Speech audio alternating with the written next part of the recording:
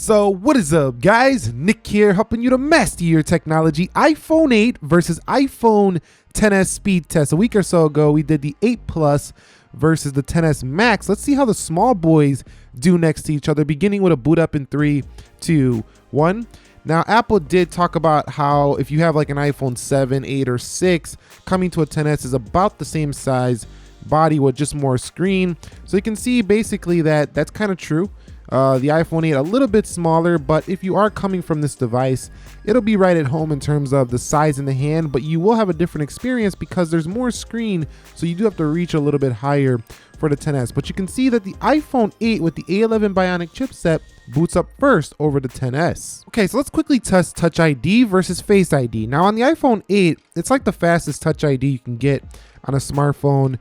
It just feels super quick. You can see to respond, and you don't really have to look at anything. You actually don't have to do that at all. It's just a very fast, efficient unlock process here, and you can do this all day. It just seems to respond instantly for Touch ID. So there's the iPhone 8. So Face ID is also fast here for the XS, but I just don't find it to be as quick to use as Touch ID because you can just pull the phone out of the pocket and already be in by just hitting Touch ID without even looking at the phone. So I still find Touch ID to be a little bit more faster and efficient than Face ID, but Face ID is a lot more secure. So here we are at the app speed test portion of this video. Now this has the A11 Bionic chipset, A12 Bionic on the right, 4 GB of RAM, 2 GB of RAM for the 8. So you do go up in RAM and you do go up in processor. Let's see if this makes a difference. Also, the GPU is improved. Let's go into Instagram, 3, 2, 1. And you could see Instagram loads first there for the iPhone XS. Let's hit the profile page and a little bit to the XS, just milliseconds though. Let's go into the phone and you could see right there about the same though. So overall, I don't think you come into Instagram is gonna be too much of a difference here if you do this upgrade. Let's go into Twitter, 3, 2, 1. And you can see Twitter does open first here for the right. That's the right on the iPhone XS. Let's go over here to this page. You can see the 8 responds a little bit first, and just scrolling through, a very similar experience. Now, the 120 hertz sample rate for the XS is definitely felt. It feels a little bit more responsive to respond to your presses, so I think you will notice that. But in terms of just speed, I don't see too much of a difference. Let's go into Snapchat. You can see that the XS a little bit ahead. Let's go into YouTube, 3, 2, 1. And you can see YouTube on the right. Let's go into trending. And you could see right there that they did load that very similarly. And you can see scrolling through just fine on both. Let's head over into Prime Video, 3, 2, 1. See which one can get to watching video first.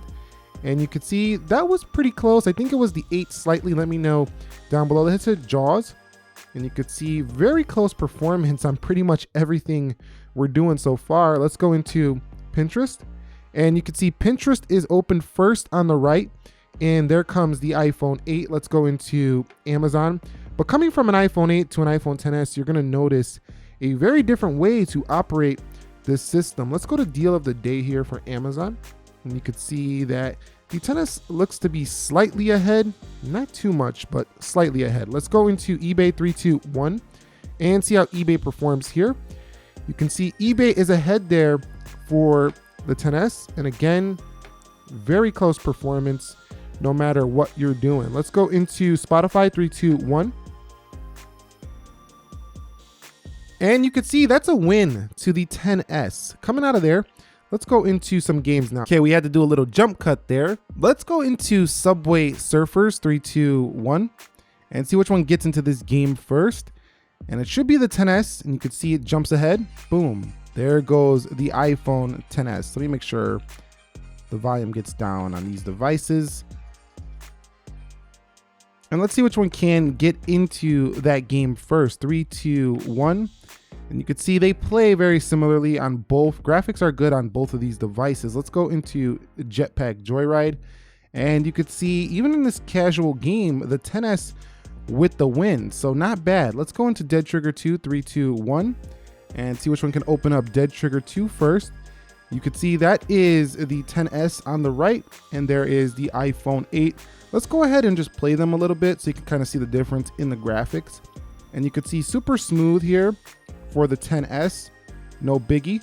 So you will enjoy this. It's almost console quality graphics. I mean, it's not like Xbox One console, but it's getting there. Let's go into the iPhone 8 and let's see what happens here. You can see about the same graphics here, but the LCD display is not as punchy as the OLED display for gaming, and it's a little bit smaller, but you do have some bezels here to hold on when you are gaming. So let's head into PUBG Mobile, and I'll be back when these are done loading.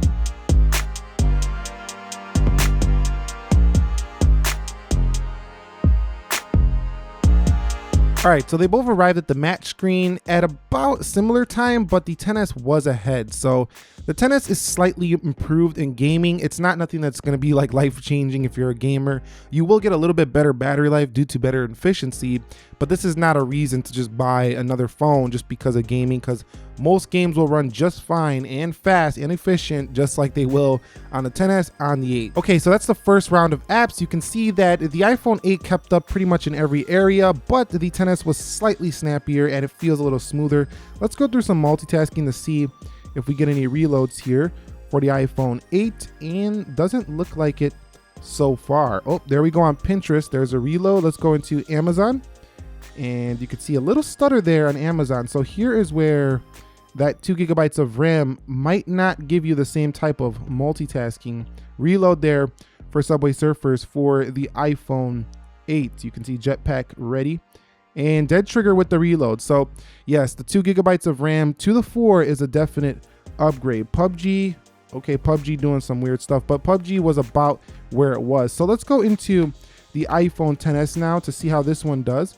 You can see Instagram, Twitter, Snapchat, and I don't expect this to have, maybe Pinterest, but I don't expect it to really have a bunch of reloads. Pinterest does reload. Amazon, eBay. Let's go into Spotify. Now remember, the iPhone 8 did struggle a little bit when it comes to the game. So let's see if we get anything here. And nope. Let's go into Jetpack Joyride. Nope. Dead Trigger. Nope. See, that's where that 4 GB of RAM can just hold more in memory. And PUBG, even better here for the XS. So I think the XS is the better multitasking phone. You will have a little bit better RAM management. So if you're doing a ton of multitasking day to day, it is a nice upgrade to the XS. Okay, so here we are with an internet browsing test. Let's see which one is faster. We're gonna hit go, 3, 2, and 1. You can see that the iPhone XS was fast there. Let's hit this link. You can see about the same here for apple.com. So let's head over to yahoo.com, 3, 2, and go. See which one gets there first. That's the XS again. And you can see scrolling and pinch to zooming, very similar here on both devices. And lastly, let's head over to the nickackermanchannel.com in 3, 2, 1.